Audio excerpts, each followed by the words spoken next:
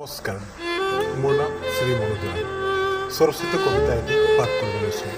কবিতাটিৰ শিৰোনাম হ'ল মোৰ দেশ অসম।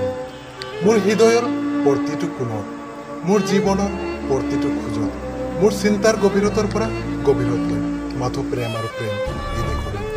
মোৰ হৃদয়ত বাজে অনিতমৰ সুৰ, মোৰ হৃদয়ে গায় বাগৰুম্বা, মোৰ হৃদয়ে নাচে ঢোলৰ চেৱত, ডেকা গাভৰুৰ হাতে হাত ধৰি নাচো মই কৰমৰ আঁঠুৰ থলীত।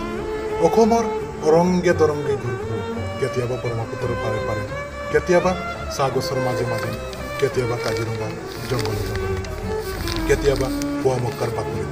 মোৰ মন মতলীয়া হৈ আঘোণৰ সোণালী পথাৰত, মোৰ মন হেৰাই যাব বিচাৰে মাজুলীৰ সৌন্দৰ্যত।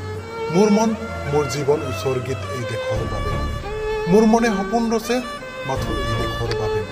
ৰিহা মেখেলা পিন্ধা গাভৰুৰ মই প্ৰেমিক, লাল পাৰি বগা শাৰী পিন্ধা চম্পাই মোহে মোৰ মন, পাট মুগাৰ কাপোৰ পিন্ধা জানমণিয়ে জগাই হৃদয় নকৰে।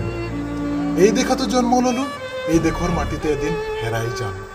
মাথো জীৱন কালত কি মৰাণ, কি ৰাভা, কি মিচিং, কি কাৰ্বি, কি আহোম, কি সোণোৱাল কছাৰী, কি বড়ো, কি খামতি, কি চিংফু, কি আদিবাসী স্বাধীনতী, সকলোৰে সৈতে থাকিম মিলা প্ৰীতিৰে, দুই হাতৰে বান্ধিম বন্ধুত্বৰে এনাজৰী।